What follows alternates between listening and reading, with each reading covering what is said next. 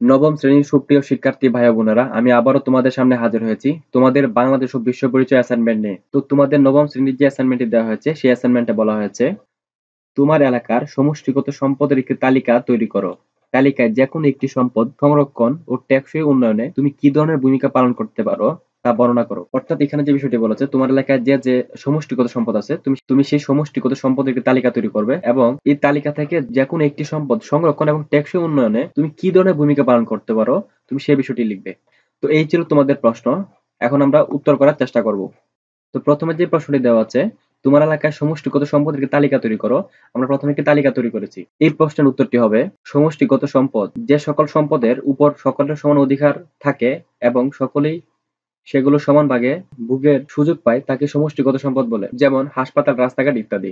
নিম্নে আমার এলাকার কিছু সামষ্টিক সম্পদের তালিকা তুলে ধরা হলো। তো এই তালিকাটি হচ্ছে রাস্তাঘাট, বাঁধ, বিদ্যালয়, রেলপথ, হাসপাতাল, অফিস, পার্ক এবং পরিবহন। এগুলো ছাড়াও মালিকানাধীন প্রাকৃতিক সম্পদ যেমন বনাঞ্চল, খনিজ সম্পদ, নদ-নদী ইত্যাদিও সমষ্টিগত সম্পদের অন্তর্ভুক্ত। কোন বস্তু, দ্রব্য, প্রতিষ্ঠান, সম্পত্তি বিশেষ যত্ন সহকারে রক্ষা করা এবং তা তত্ত্বাবধান করাই সংরক্ষণ। সমাজের সকলেই যেহেতু সমষ্টিগত সম্পদ ব্যবহারের সমান অধিকার ভোগ করে, তাই সকলের উচিত সেগুলো সংরক্ষণ করা। উপরের উল্লেখিত তালিকার মধ্যে রাস্তাঘাট একটি গুরুত্বপূর্ণ সমষ্টিগত সম্পদ।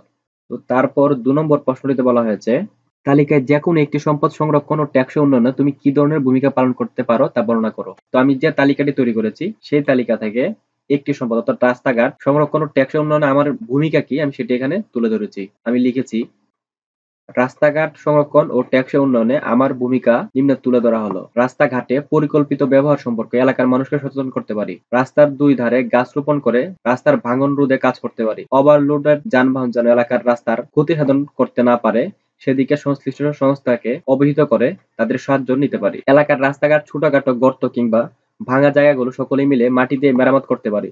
নতুন রাস্তাঘাট তৈরির সময় কিংবা সংস্কারের সময় সুপরিকল্পিতভাবে হচ্ছে কিনা তা সংশ্লিষ্ট দায়িত্বপ্রাপ্ত সংস্থাকে জানিয়ে খোঁজখবর নিতে পারি। রাস্তাঘাট তৈরির কাজ চলছে কিনা তা দায়িত্বপ্রাপ্ত সংস্থার সাথে যোগাযোগ করে তদারকি করতে পারি। রাস্তার দুই ধারে গাছ রোপণ করে রাস্তার ভাঙন রোধে কাজ করতে পারি। তো এই ছিল মূলত তোমাদের বাংলাদেশ ও বিশ্ব পরিচয় অ্যাসাইনমেন্ট। আমার বিশ্বাস যদি তুমি অ্যাসাইনমেন্টটি আমরা যেরকম করে লিখে দিয়েছি তুমি সেরকম করে লিখো তাহলে তুমি সর্বোচ্চ মার্কস পাবে। তো ধন্যবাদ এতক্ষণ আমাদের সাথে থাকার জন্য।